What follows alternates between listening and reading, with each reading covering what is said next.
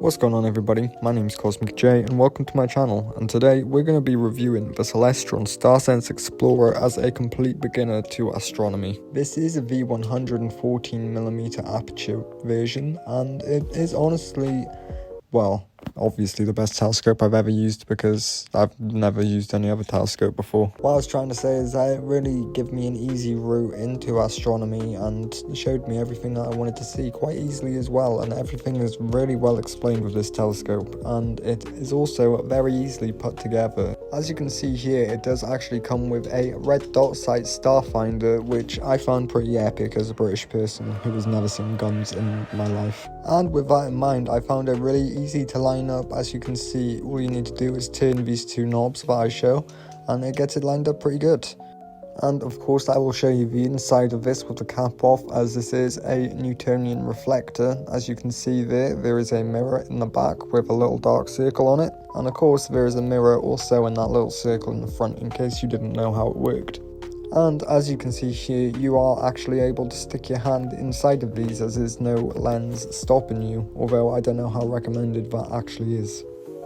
And of course the telescope comes with some eyepieces. I got a 10mm and a 17mm Celestron eyepiece. I'm not sure what kind these might be, but I definitely found them great as a beginner because they're both quality lenses and you're able to see the moon at least pretty good with them, as well as a lot of star clusters and the Orion Nebula. Just as an added bonus as well, you get this little rack here that you can put your eyepieces in, and they sit pretty good. Finally, I got this bag, and this bag currently contains all the extra bits and bobs and tools that I need to repair my telescope. Here you can see I got the attachment for the base to attach a tripod. Here I have a very basic collimation tool which comes in really handy if you need it. If I'm honest with you, I'm not 100% sure what these are, but I'd assume they're plugs of some kind for the tripod mount. And then finally, we also have the tools that you need to assemble the mount and of course repair it if need be. And these didn't come with the telescope itself, but I advise you pick them up. I picked these up, 3 of them at ×2, a ×3 and a ×5. That were only £30 on Amazon, and they're not the greatest, but they definitely do the job. As for collimizing your telescope, you just want to point it at something bright and plain, and then you want to put your collimizing cap on and just look down there, and as long as you can see that little black circle that's on the back mirror, you should be good to go.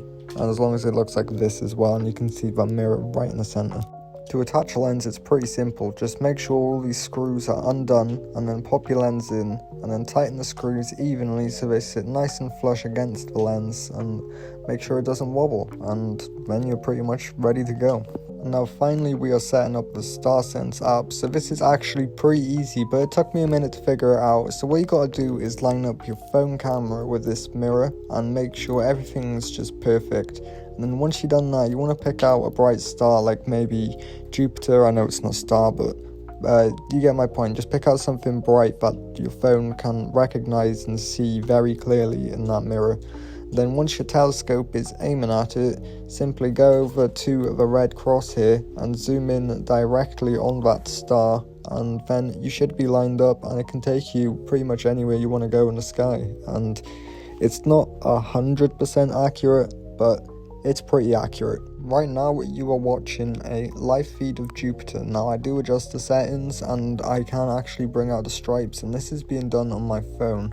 So this is pretty impressive, and the fact that I can see this good, I'm currently using the 10mm lens and the 3x Barlow to get this shot of Jupiter, by the way. But yeah, for planetary, this telescope is really good, and it's also able to see Saturn's ring as well. Unfortunately, I wasn't able to pick that up on camera because Saturn was pretty low on the horizon tonight.